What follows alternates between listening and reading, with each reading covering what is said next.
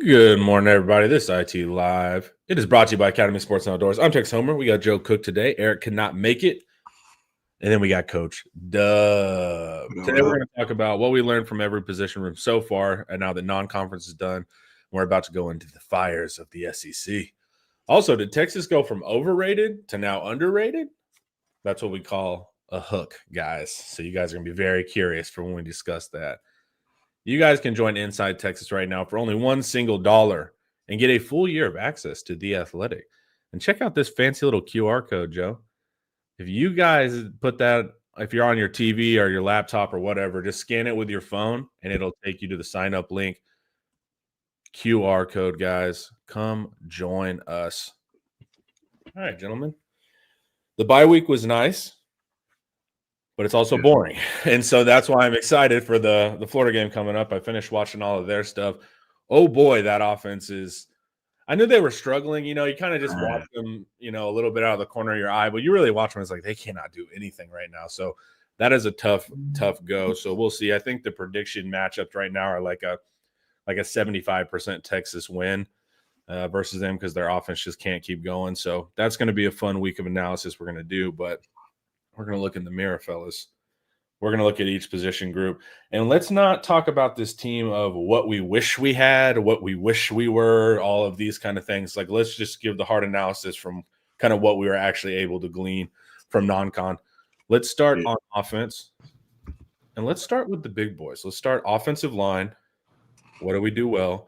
What do we not do well? What's a reasonable projection moving forward? What do we think we can achieve?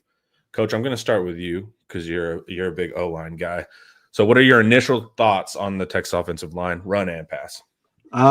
Pass blocking is I think it's good, right? Is it perfect? Can it be better? Yes, but for right now, I think that's the strength of the offensive line is pass blocking.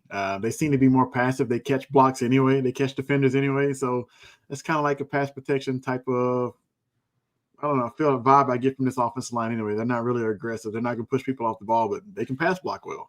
I think when we run some gap schemes, we look good. We look good versus Sam Houston State, right? I want to see it on a more consistent basis versus, better defensive lines. Can we push people around in? That's yet to be seen. So I guess we'll get our first test this coming weekend, right, versus Florida. But I would think that's the strong point for me is pass blocking. But I'll stay away from zone. I know you want to mix it in. I know that's a staple, but we just don't do it very well. I don't think our guys can move in space and get to the second level and ride the wave when you run the outside zone, especially. So I would like to see it kind of go away until you can work on it. Maybe they worked on it over the bye week. Maybe it's gotten better, right? But I guess you can test it out this weekend as well, just like you can anything else, to see if it's gotten better over the week. I'm sure those guys probably repped it. I know they probably had 2 days off during the bye week.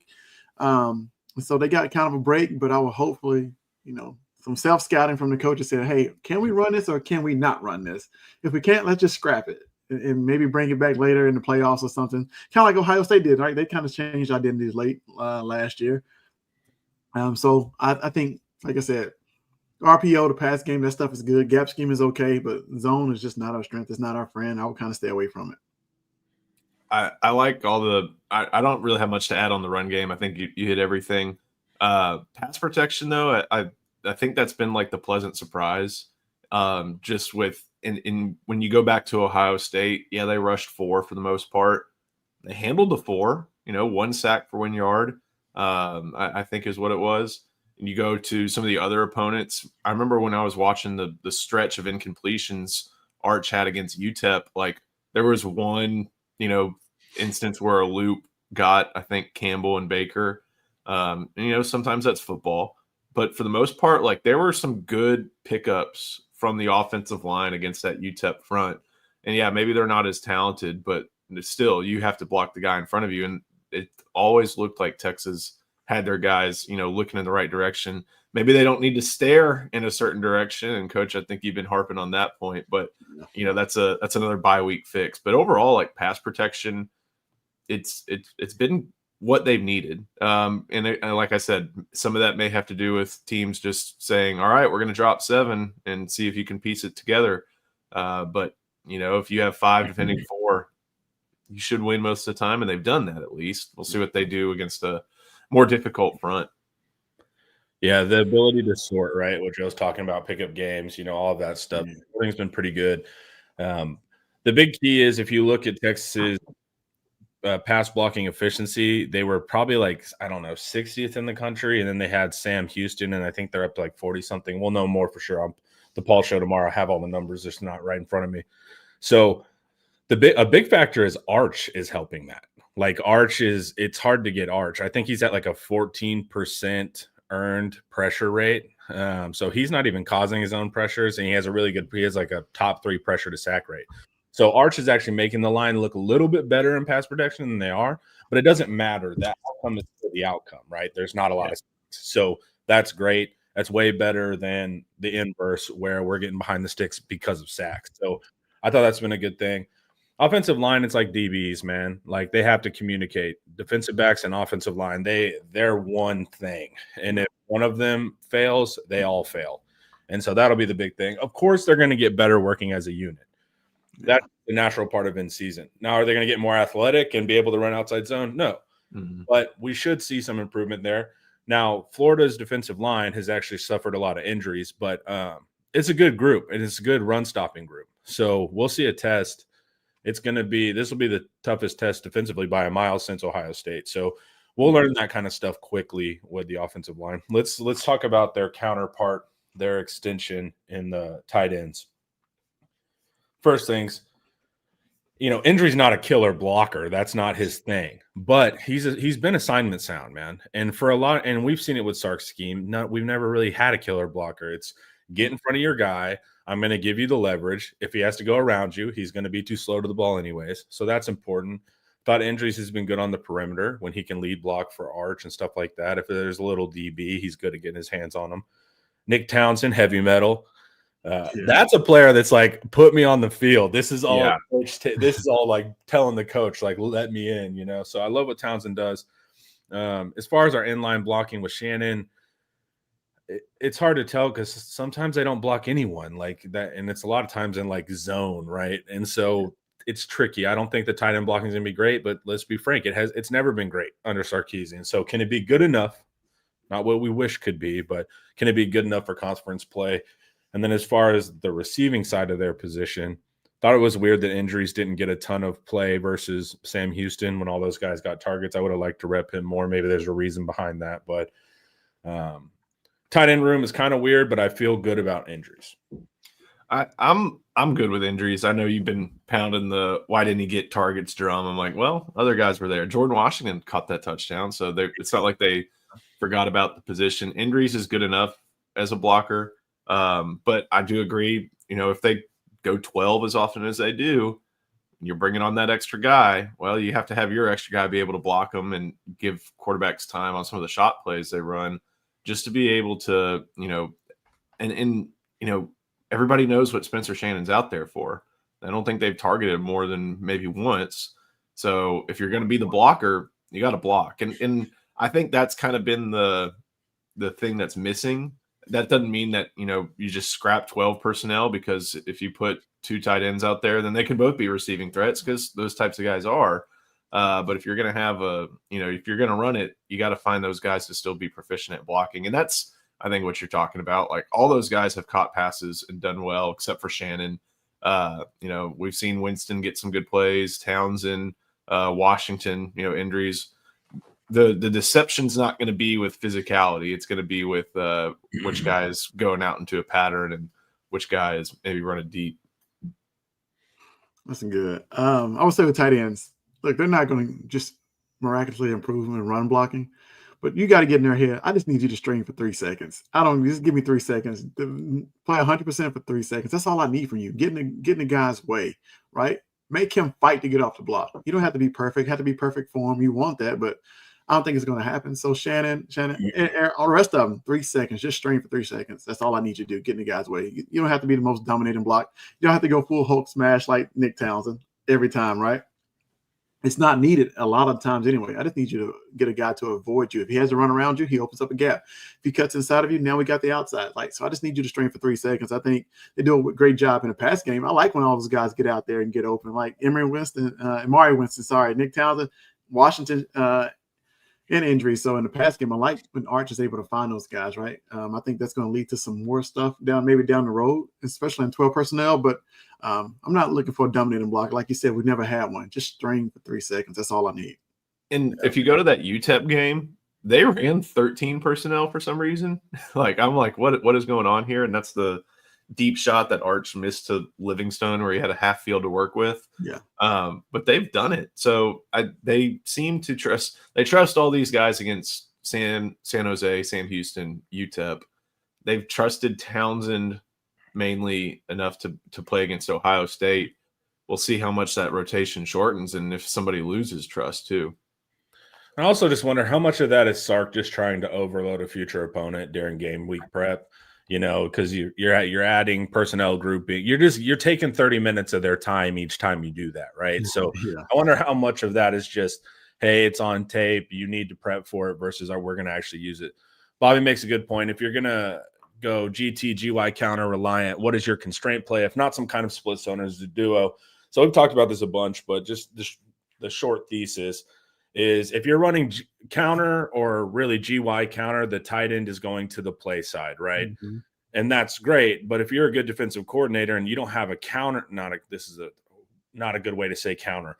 If you don't have something that's the opposite of that, meaning the tight end is going the opposite of the play side, like a zone run, like a split zone run, right? That means the tight end is taking you to the ball every run play. Time, yeah. And every defensive coordinator is going to immediately say, you need to track the tight end, track Y, go there. So we will at some point have to run some things. Like I've talked about the concept of a loss leader, meaning that on a food menu, sometimes you will underprice a menu that you're actually losing money on, but you're selling so many drinks and fries and stuff with it, you make back up your margin. So maybe you do run zone as a loss leader because it's going to make your GY counter more profitable. So that's kind of a factor, but that's a good thing to pick up on. The one thing that comes to mind for me is a bubble the other way, and you have to, and I feel like that's a pretty easy pre-snap thing. Just count numbers and see where it goes. Because if you have tackle or if you have tight end and guard pulling and going left, but you have a bubble to the right, that's the constraint. And that, is that perfect all the time? No, but that is a constraint where, okay, you see the tight end go take a drop step back, go left, and the linebacker starts to move a little bit. Boom, bubble screen out. But then you got a perimeter block, and I think we'll get to that in a second too. Yeah. Well, what I think what they are doing well is using injuries on a split zone pull, but he's really just an escort for Arch. Yeah. And that's been profitable. So I think that is something you absolutely keep the tight end. Now the tight end is taking to the ball at that point, but it's not taking you with the line to the ball. So that's where we can get something a little bit more interesting there. This one, what did he counter it with? Well, he had Ramondre Stevenson, Joe Mixon, Kennedy Brooks. He had CD Lamb, D.D. Westbrook, Marvin Mims. Like he countered it with the talent out there. Yeah. I mean, and they ran split inside. Like they ran all those kind of things. They had the power run game, but they also had a lot of vertical stuff too. So, and look, being balanced is cool on the stat sheet, right? When you're reading like 50-50, you're like, man, I don't know what's coming. It's way different in game, man. You're not the coach's not sitting there marking like, are they bound? It's just you can call it at the right time, and so it's like some of this balance stuff is a little too intellectual and kind of gets lost in the actual heat of the battle. There's even balance with like intermediate to deep passing and then short passing. Like that's a form of balance. And then even screens, like that's a balance that we don't even think about. Yeah, it's so fun to see OCs come in at halftime and the guy who's in the press box has been marking all these things. How balanced am I? Am I running? Am I passing too much? And then it's like, okay, great. And then you still don't even use it. That's what at halftime. It's like, okay, great. Yeah. I did some press box stuff when I was in high school, when I was younger for the varsity and stuff. And I was tracking wide receiver targets, man. But you'll see, like, in the heat of battle, man, they've never once turned. Really, you know why you track targets? To keep players happy. Like, that's literally what the job was. It's like, hey, we need to get this guy the ball or he's going to be pissed. Like, that was more of the factor. But we're bad at zone, so what counter can you zone? What counter other than zone can you use? That's why I'm talking about the concept of a loss leader. You might take the loss on zone there because it's such a beautiful pairing with counter. You also have a quarterback you don't mind designing runs for. True. Yeah. Like when Quinn Ewers ran for touchdowns, it was like nobody saw that coming. And then when Arch Manning runs for touchdowns, it's like that was the constraint. Yeah. You can also do some type of Y insert stuff. You like basically kind of an ISO style where he's not going exactly where the ball's going every single time, but you're probably just going to still run zone, and it's going to get you 2 yards of carry, but now your counter is getting 4.5, so it's valid, right? Not every play has to be profitable. I do think also with whatever you get in terms of carries from Wisner and Baxter, I mean, and I know Eric's written about Baxter's questionable to lower, I guess, downgraded status for Florida, but like running zone is not it for running backs. It's not as simple as get ball, go run. Like you have to make that read. Christian Clark at the college level, only in practice. Jarrett Gibson, just as much as he has, as much as we've seen, James Simon, just as much as we've seen. Guys who have experience running zone at the college level are going to run it better, and maybe that helps and I know there have been complaints about what Wisner is capable of doing as far as, getting what's blocked, but he still knows where to go, maybe a little bit better than some of the other guys in that backfield. Yeah. All right, we talked 15 minutes on blocking, which I'm sure the fans love, but it's the whole point of what we need to be able to do. All right, wide receivers, where are we at, boys? So, like I said, injuries I think is going to be a big receiving threat. That's just why I wanted him to get more. I just want Arch has been a little shaky, so it's like let's get as many. It's the Wingo. It's the same thing with Wingo, right? Mm-hmm. So I think injuries are going to be a big part. Livingston, of course, going to be a major factor. The big key to unlock this thing is, can Wingo do it? And Moore's return was big too, man. Like, Sure. I feel like he's like the forgotten guy, which makes no sense because I think he's going to be incredibly important for us. I still remember, Arch throwing fades to him as soon as he got on campus on Instagram, and then we saw the fade versus Mississippi State. So I think Moore will be a stabilizing force for us and can maybe provide a little bit more vet and calm everything down. But this room has to click. If we're not able to run for explosives, they have to come through the air. So what are you guys thinking of the receiver room? For me, I'm glad we got a little bit of a connection with Arch and Wingo the last game, but you're not going to face Sam Houston State secondary going forward. And so I want to see what these guys look like. Can they win one-on-one? Because I feel like people aren't afraid to match up and say, okay, beat me. Right? Can you beat me? I don't know if they can do that consistently yet, but we're about to find out. I don't know if this is probably written about, but with Mosley coming back, maybe potentially, I think that opens up like the perimeter passing game with the screens because he can block you. He'll throw you to the sideline, to the water cooler, and there's nothing you can do about it, right? So I think that opens up another the short passing game and letting those athletes kind of work in space. But that's kind of what I really want to see because I think that adds a different dimension to this passing game because it gets Arch in rhythm. You can throw. Everybody's been asking for the quick bubble screens, but you have nobody to block. But now you do with him, and so I can't wait to see which guy can kind of break out. That with the ball in their hands, take a 5-yard slant, something, and go to the house and make multiple people miss. Do we have that on the roster? I don't know. I think it's yet to be seen, and so I want to see who can do that. More coming back was big just because I think, like you said, Coach, it stabilizes things.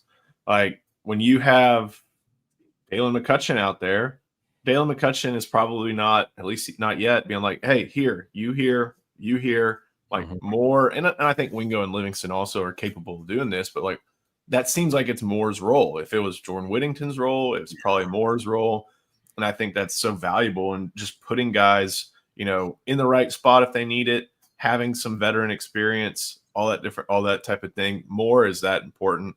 And yeah, I think, and Homer, I think we've been harping on I've heard you and Paul talk about slants and screens. Like Ryan Wingo's got to be a receiver, and him being an athlete can work, but he's got to be a receiver. That's route running, that's winning at the catch point. And we saw a great piece of progress with that, with running over that deep ball from Arch. We got to see more of it. And Florida is missing their top corner, Dijon Johnson, I think, out for the year. Yeah, Cormani McClain had a pick. Yeah. I think this is some of the more experienced guys are in that secondary too. So this is going to and be they're a too high team too. In Texas has seen Ron Roberts before. He was at Baylor, I think, for Aranda's first couple years. So it's not like they haven't gone against this type of defense. Ron Roberts was here last year, although I'm not exactly sure how involved he was with the down-to-down operations. But, this is a good test for these Texas wide receivers, but it's not going to be the most challenging test they face, probably as far as matchups go during conference play. Coach Bedford, what's up, man? People talk about how fast the wide receivers are, but what about the change of direction and lateral movement? So about a couple weeks ago, I was asking who on our team can win in 5, right? Who can win in 5 yards, whether it's a pivot, whatever it is, goal line. What we have is guys that can run posts and crossers. And that's great if you complete. But I don't see a lot of guys that can stick their foot in the ground and just beat guys under 5 yards, right? Real technical route running. That's what I'm yet to see. So everything is very downfield and long to develop. And look, if we're running the 100 meters, I'll beat you eventually. But what I want to see, and we don't throw a ton of it. Like the big example, remember when like Worthy got man on the goal line years ago? He goes inside, breaks back out, touchdown. That kind of route running, which is the real skill of a wide receiver, is winning in 5, And so that's what we're kind of lacking too. It seems to me like we've got a bunch of the same guy. And so it's a little bit tricky in that regard. Yeah, somebody has to emerge. I'm just not sure who that is. Maybe it's Jack Andrews. Maybe it is. Yeah. All right, guys, before we keep going, let's hear a word from Academy.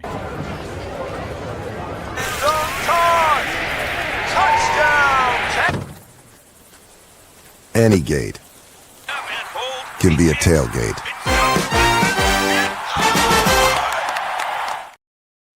But one thing I did think that made me feel good. Remember when Art started off the game a little shaky? He was trying to turf it, and the receivers were like, no. Like, you know what I'm saying? That's when I saw, I was like, okay, the receivers are picking up the quarterback, right? Like, I'm not letting this bounce off the ground and then looking at him like this. The receivers are going to have to do that sometimes for Arch.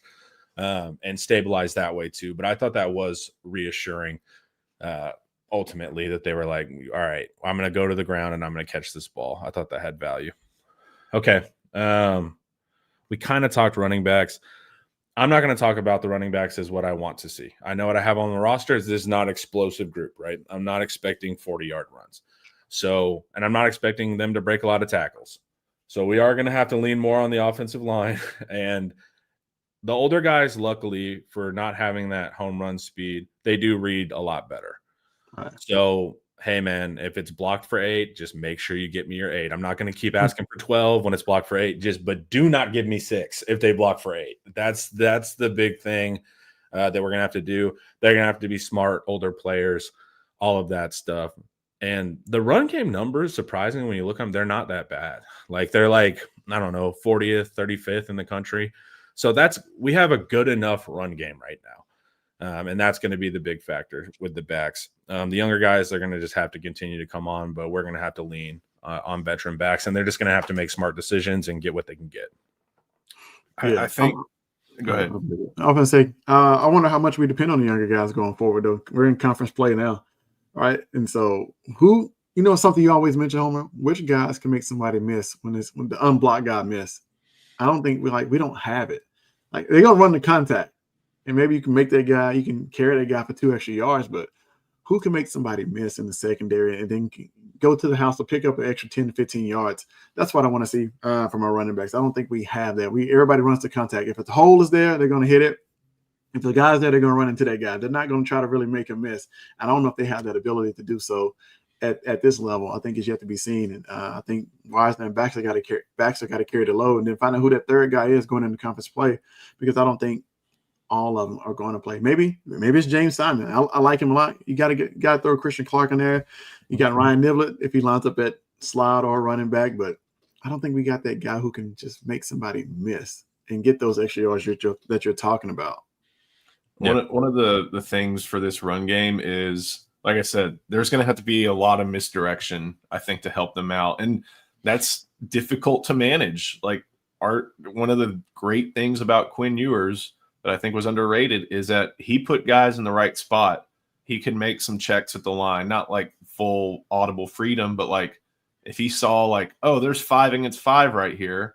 Well, okay, maybe I do this type of play.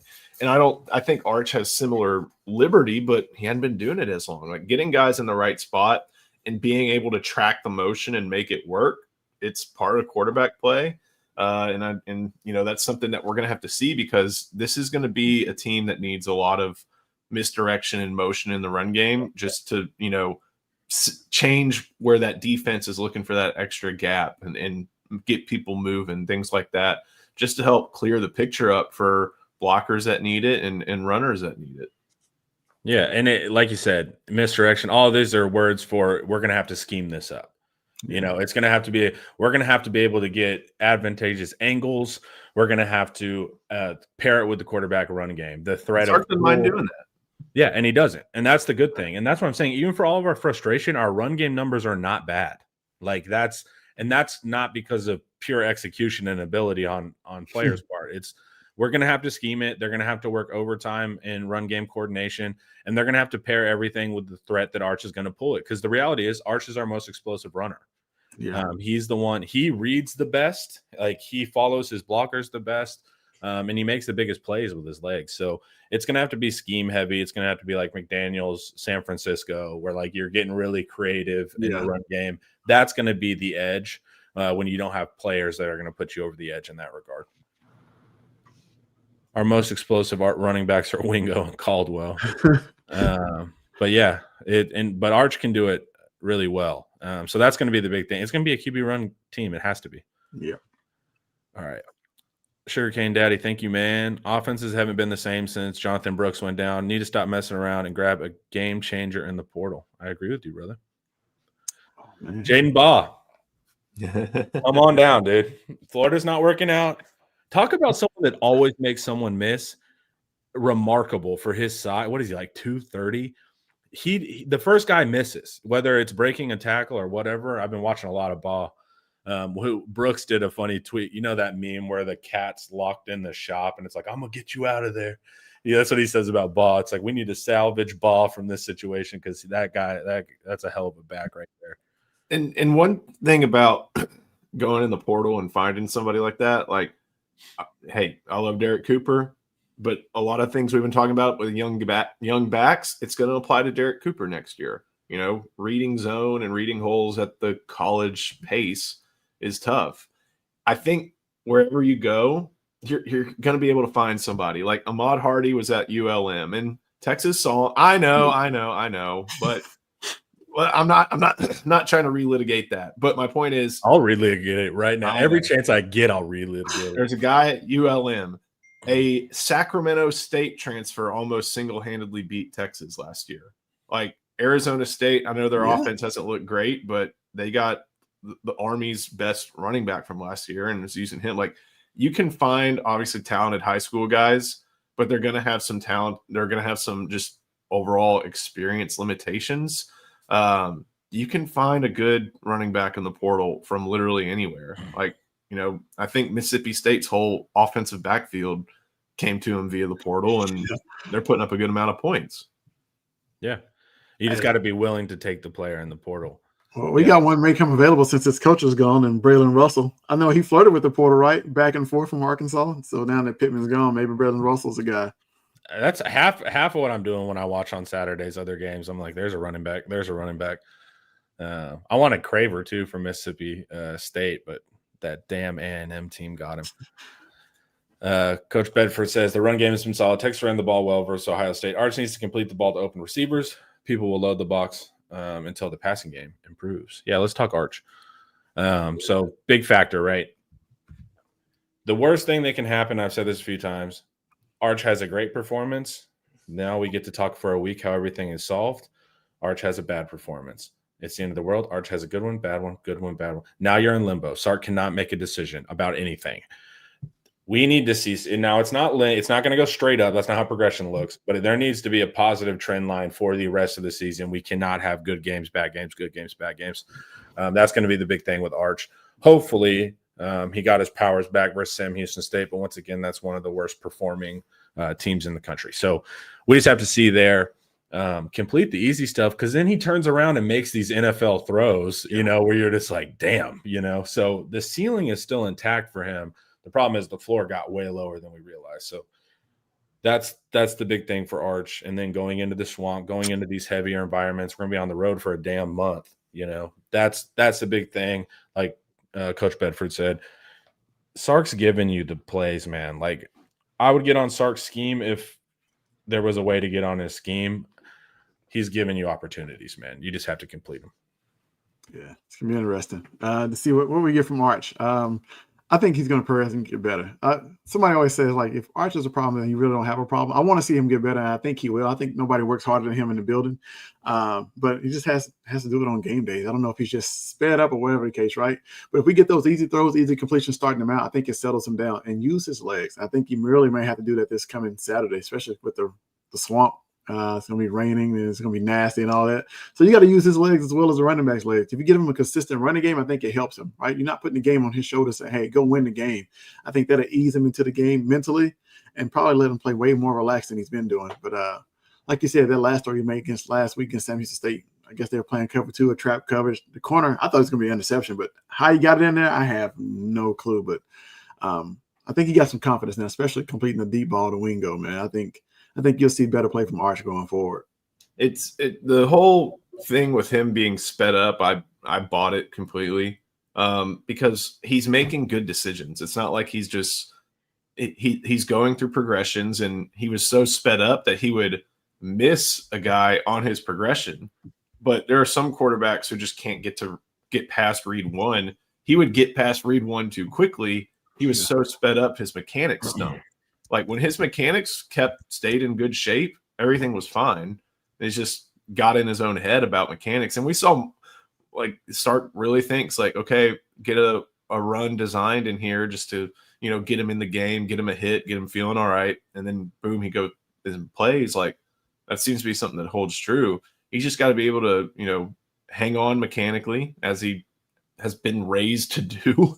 And then everything else should kind of sort it out. I think Sark said something the other day, last week, where he's like, hey, we're going to scheme guys open. Like, it's going to be there. Just throw the football and throw it to that guy. And I really think that's kind of the mentality in the program. It's like, this offense is going to get guys open. You have to make the right read, which he's been doing, and you just have to make the throw, which has become surprisingly hit or miss, but a little bit less so after last week. Yeah.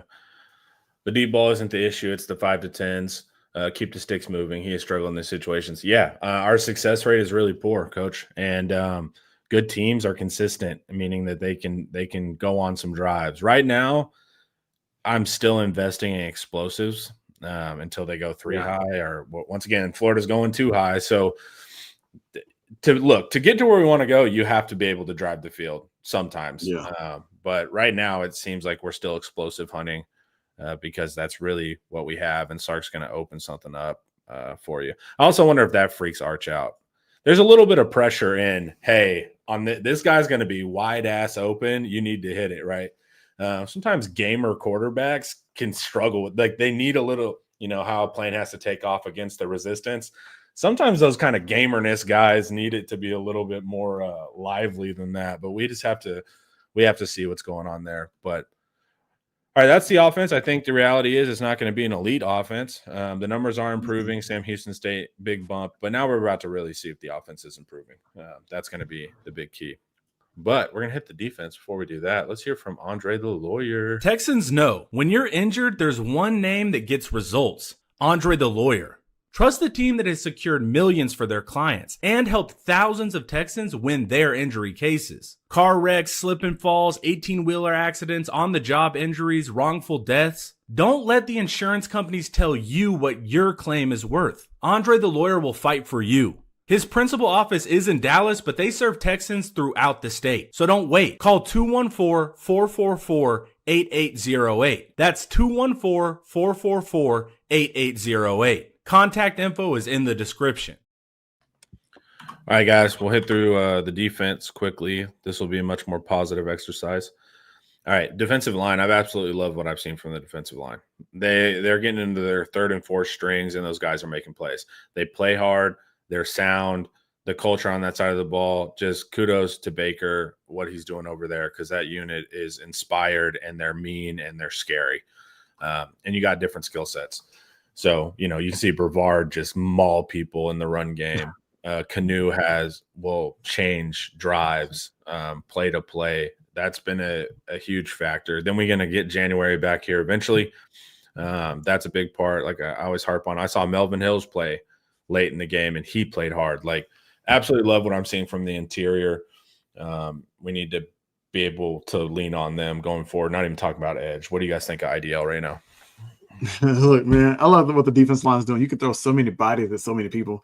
I think the past first couple of games, man, you don't ever know who's going to make the play. I think that's a good thing, though. Everybody's got valuable reps. So going into conference play, we got so much depth, good quality depth on top of that. So I think we can be able to throw bodies at people and tire the offensive line out. I mean, you're going to get tired of blocking guys like Brevard, Canoe, Watson. Then you throw back in January, right? And so it's a lot. And you can do the same at the edge room. I think you're going to see maybe more Brad Spence, more of Lance Jackson, kind of spelling Colin Simmons, giving him a break some, right? Because he's out there getting beat up, taking the bulk of the snaps now, so he can't have the same performance he had as a freshman because he has to play every single down now, right? And so I think the more guys you can throw at people, I think the better. And I think that's what they were doing his first couple of games, man. I think they got their rotation down now. I think teams are going to continue to be afraid of using heavy personnel against Texas. And it seems like that's been a theme going back to the work. But do you really want to, if you have, Cole Brevard and Hero Canoe on the field at one time, do you really want to bring on Alex January too and go heavy? Like and some teams are just going to do it. Like Texas is just going to do it. But I'm kind of figuring that Texas is going to see a lot more 11 personnel over the course of the rest of the year, just because teams feel like they probably have a little bit better chance trying to pick on Grayson Littleton than they do trying to pick on someone like Murad Watson or Alex January. Yeah, and Shaw. Yeah. We got guys, and we got situational guys, right? We got guys that can pass rush. We got run stoppers. You got the tool in the shed for goal line or whatever you want to do. So that's important too. It's not just all of one type of guy. All right, edge. I always harp on it. Lance Jackson's ready to play right now. There's just too many guys ahead of him, right? Like, and he's not doing anything. He's bull rushing dudes. He's taking tackles and he's just bodying first rounder, baby. But then also you have Burke has been on fire too, man. Whether it's batting balls, just being in the right place, keeping the shoulder free, all the stuff you want to see. Burke's been absolutely huge for us as well. Then you start seeing Zena come in, play well. You see a Rogbo at the end of last game come in and play well. He has an elite first step. Like he's going to be tough. He can run right by you. It's just been, that room's really impressive. Are we seeing the sacks? No. But once again, if you're an offensive coordinator, are you going to say, let's drop back pass and hold the ball for 3 seconds versus the team? Of course not. So they're going to try to limit that. You might see 12, not because it's successful running, but because we need tight ends on these edges. That might be the times you see it kind of when they force a max protect situation. But the edges are awesome. Do I want to see more concrete sacks? Sure. But we're getting pressures. We're doing all the things to affect the quarterbacks. Quarterbacks are getting off their spots. We're not allowing, I think we're third in the country for passing explosiveness. Teams aren't able to hit stuff versus us because they still want to get the ball out fast. So edge is awesome too. Yeah. I think the sack numbers are going to go up soon because you just went against an Ohio State team that was like, let's not put it all on Julian Sayin. And then the Texas non-conference teams over the past 3 years have had no interest trying to, like you said, block for an extended amount of time. Yeah. So you're going to see some SEC teams, stubborn as they are, be like, we can do this. And I think you'll see the sack numbers start to rise. Yeah, I think it starts Saturday. Honestly, I think it starts Saturday. Florida, they're like, oof, they're bad, man. Okay. Damian George still playing some college ball, Yeah. Oh, wow. Yeah. Yes. They return 4 guys, and you wouldn't know it, man. It's rough out there. And then of course Lagway is the governor on the offense. that just looks like a different player, man. They're also not throwing deep, which was his whole value sell. I would argue all last year. He's not doing anything in the intermediate and short game. He's not a complete quarterback yet. He's a deep ball thrower, which means he's a single read thrower. And then they took that from him, and they're trying to make him like this short passer. It doesn't even make sense. So it's really bad for Florida. But linebacker play. I'll let you guys go first on this one. What do you guys think? I'm calling it LaFao's Buckets Award winner. I'm putting my stamp on him. Like, he's been phenomenal, man. He's done everything. Pass game, run game, whatever you want, he's there making key plays. I think Anthony Hill's played more off him than, the other way around. Hill's been, I think, most effective rushing off the edge than he has been playing linebacker, honestly. And so, you got so many bodies you can throw in there. I've seen Trey Moore kind of step it up a little bit more as he's gotten in the game, as he's got more reps. And so, I like what linebackers are doing right now. I think the biggest test is coming when guys can run right at them, run downhill, making them read. I know LaFao's been really good at shooting gaps and diagnosing plays well before they even start. Can Anthony Hill do that consistently will be the key, right? Because somebody may key on LaFao and, double team to him because he's a smaller linebacker, right? And make Hill be the guy read and making sure he fits the right gap and not overrunning gaps. I think he's still learning how to do that, even though we expect him to be the guy. I think he's still struggling with that. So I can't wait to see what teams do to us at the linebacker play and kind of get those guys confused going forward. No complaints. So it's one of those things where, when you're looking at Hill and you're like, I haven't heard his name all that much. Sometimes in modern football, that's fine. If your middle linebacker is not getting picked on, and you can work with that. But everybody they seem to march out there has played great football. Ty Anthony Smith has been a revelation, especially for the dime package. And he hits hard. He throws some weight around. Like, that's been a really strong position this year. No complaints for me. Maybe not like maybe it's a little bit behind what we expected, but not enough to like log any complaints about. I mean, we're number one in the country in rushing explosivity. Like, no one's getting anything. Like, yeah, it's working, right? We might not have the flash and pop, like Anthony Hill doesn't do a backflip over somebody and then make the play. But that's what we're missing. Like, I guess some wow factor. But as far as functionality, like, this is working perfect. Yeah. So that's a big thing. Secondary, this is what I've still yet to see. We haven't played. Ohio State threw 4 passes over 10 yards. Much to their receiving corps' dismay. That's got to be frustrating for the receiving corps because those guys are elite. And you see Alabama slinging it like that. Ohio State has the most potential energy in their wide receiver room. Alabama has the most kinetic in-action energy right now. So that's a big factor. But we need to see teams that are willing to drop back, that have good receiving corps, and have capable quarterbacks. That's what we've yet to see in the pass game. But once again, we're third in the country in explosiveness against the pass. So love Taff. He's playing run pass. He'll get in the box. He'll show up in the A gap. He can do force, all of that stuff. And then, of course, him as single high, he can get to wherever he needs to get. Corner play, I thought Manny's played really well. Haven't keyed on him at all. Gilbo still, like, people that I respect that actually know corner play, because I'm weak on the technique there. They don't like his eye discipline, meaning like he's getting beat on double moves and like he's not watching their hips or whatever, whatever the keys are or whatever. So Gilbo can get, and we heard that in camp too, that double moves can get him. So we need better eye discipline there so you don't get beat. And then Littleton is like ascended to God mode. He still makes plenty of mistakes, guys. Like, I see it on the all 22. He does freshman stuff often, right? But the difference is he's super motivated. He's athletic enough to play the position. He's going to, he's going the NFL. But, yeah, he's not a perfect player yet, guys. He's a freshman. And then the run game is not super great with Littleton. So that's what we're kind of figuring out. I think the brights, but we knew what Taff was going to be. I think McDonald's been a really big bright spot. He needs to chill out because he's going to get drafted early, and I need him back next year.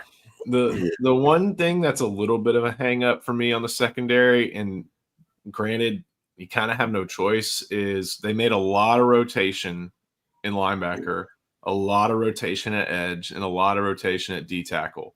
They've not rotated all that much with Taff and McDonald. Like, those guys are out there a lot. And, you got to have your best players out there. I'm sure UTEP being within Sark's margin, logging more snaps that way probably messed with a little bit. Mhm. But they've played a lot. And I don't think that's an indictment of like Derek Williams or Jordan Johnson-Rebel. I think it's just that's how the games have gone, and that's how important those two guys are to where they're being used a whole lot compared to everybody else. All right. Look, to me, when I look at the secondary, as corner-wise, I know Manny's played great, but I don't see a guy on the corner that I wouldn't test, if that makes sense. It's like last year, I'm not testing Barron whatsoever. I don't think we haven't seen it. I mean, Jeremiah Smith, yeah, but they didn't, like I said, they didn't open up the offense, right? You're going to find the guy you want to pick on, which is Gilbo, or if you want to put Kobe Black in there. I think when we get further in the schedule, I think you'll see both those guys tested. And it's how do you respond when you give up a deep catch? Can you rearview mirror and say, "Hey, all right, next play"? I think that's going to be key for Manny. That's what I want to see. Those guys haven't been tested. I know it's weird to say I want to see them tested, and but I want to see them in the heat of battle because it's going to be needed in the playoffs, right? And further down, I'm thinking long term, not one game by game. I'm thinking down the road. So I want to see those guys get tested because I want to know what I actually have when you get beat. I think that's the true test of a corner to me. I love Grayson Littleton. I think he's probably even a better corner. Do you stick him at it on the outside and put somebody else at nickel? I think he can do it well. So I think you got to find out who the other corner is consistently, who's going to get the majority of the snaps, and then what kind of guys do you have mentally once you get beat? And we run a lot of cover 3, really. Like, they can turn into man real quick with how we match, And so it's like you're going to have to be able to play guys when you're not just purely sitting on top of routes all the time. So that's going to be a big factor. Yeah, I still need to see with the secondary. That's just the reality of it. But right now the numbers are awesome. Yeah. So to me, just in summation, it's a defensive team. We need Arch to be consistent. We need receivers to make plays that are there. And then offensive line, run game. Give me what you got with the helping hand from the coaches giving you run game advantages. And then special teams minute. Boom Easter's been great. Shipley's been good enough. You're going to get Texas trying to get return yardage, and you're playing that game with Ryan Niblett. They want the ball in his hands. You can get the good, you can get the bad. I think it's gotten progressively better. Kickoff return is still nothing. Kick coverage, teams are just kneeling. You can't really do a ton about that. But overall, it's been – I think SP Plus is still dogging on Texas. Like, they've been in, like, the 130s. It was messed up yesterday, so I couldn't check it. But, like, I think we can – obviously, there are better special teams this year than maybe compared to last year. There is. And like FEI is high on Texas special teams. I think we're like 13th or something. Let me see if I can find it. SP Plus, because it was like it was like 135 and in Arizona State was like 136, but SP Plus has been kind of goofing up. Yeah, I don't use SP Plus in my numbers, so I never know what they're doing. It's kind of like analytics for the first bite at analytics for everybody. Sure. Yeah, it's we look good on FEI. So that's going to be the trick. Shipley's getting a little too close to the crossbar. I wish I had any other advice to give if I understood that position at all, but I'm just like, hey man, let's nail it a little bit more. But yeah, it's going to be a defensive team, man. The Florida game is going to be weird because Florida's a good defense. They're not an elite defense, but they're a good defense. And we have a sketchy offense. Their offense can't do anything, and we have an elite defense. But to me, this could easily be like a 7-20 type of game if Florida's defense plays well. So we'll have to see. Okay. I also wonder what that crowd's like. Yeah, me too. Well, because they don't have a lot of hope right now. Like, they're kind of like, what the hell's going on? Yeah. So we'll see. They'll be excited for Texas because it's a fun game. But as soon as they, go 3 and out, I mean, dude, their numbers were horrific versus Miami. Like, it was brutal, man. They were like 0 for 10 in third downs. They finally got a 3rd and 1. They couldn't convert that one. So it's really bad. Like, they do a lot of what we do too, like heavy personnel, very pro style. They have a similar kind of style, but they just we have struggles not like that though. It's pretty crazy. Okay, final topic, Joe. I know you got to get out of here and do your reporting jobs. Texas preseason number 1.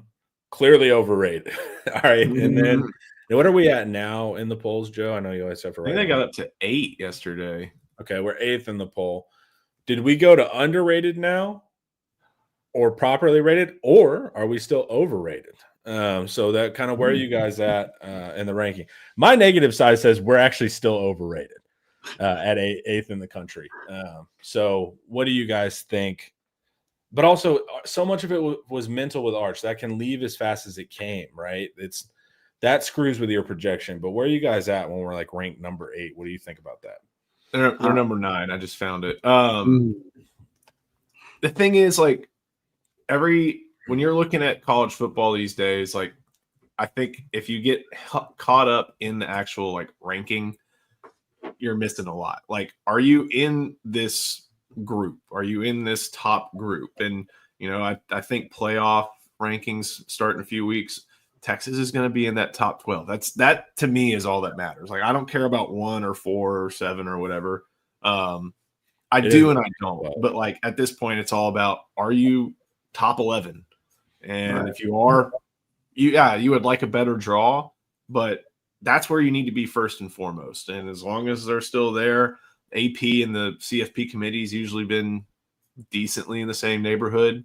So I know people may not care about the AP, but it does kind of influence how things work with public perception. 1,000, dude. They almost mirror the playoff rankings, so it's like they do matter because people are not original thinkers. And the problem is if you're at number 9 and you take a loss, you're not top 11 anymore. Right. And thank God we were preseason number 1 because it allowed us to have this. If we were preseason number 8, we wouldn't even be top. Nope. So here's the reality. And then the problem is if we get a win versus Florida, everyone's going to go, who cares? Right. And then if Mateer doesn't play versus OU, we're also going to get a who cares. So it's like I need Mateer to play because that's us beating a higher ranked opponent, right? I think they're like 1 ahead of us from. So Mateer needs to play and we need to win because we have to start climbing back up or else any loss this season will drop us out of top 11. Yeah. The other thing is the loss column number will take care of itself. Like it all kind of works together, but like as long as if Texas only takes 1 more loss, we'll be fine. Yeah, because you're going to have a couple of ranked teams. You're going to be able to do it. But I need Mateer or else no one's going to care. So I need Mateer to play. That's a big thing. Joe, get out of here. You got to go cover press conference, dude. Yeah. Hey, Joe, hold him accountable, dude. Oh, God, here we go. See okay. All right. All right. So, Joe's got to do that. Coach, what do you think? Overrated, underrated, perfectly rated? I'll probably go maybe perfectly rated because everybody's in front of them, an undefeated team. I mean, I'm not going to put Texas Tech ahead of them. Alabama's a good 1-loss team. They just beat Georgia. Mm-hmm. So I think they're probably where they're at. Just they haven't played anybody outside of Ohio State. So, but, everybody else has a recent loss and Texas doesn't. It was week 1. So I think most people are probably got them right in the right spot.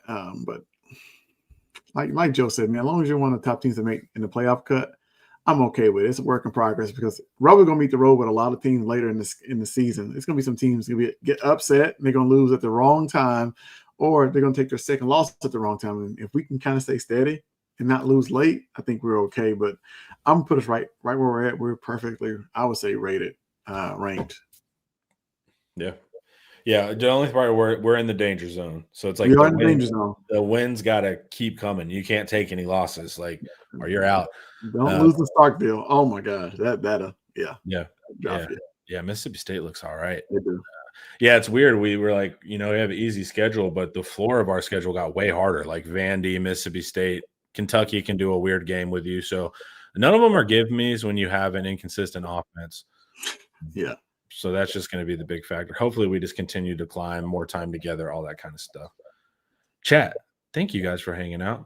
Coach Dub, the ghost of Joe Cook. Thank you guys very much. And this was IT Live, and guess what it was brought to you by, Coach? Academy Sports and Outdoors. Y'all have a wonderful Monday, and peace out.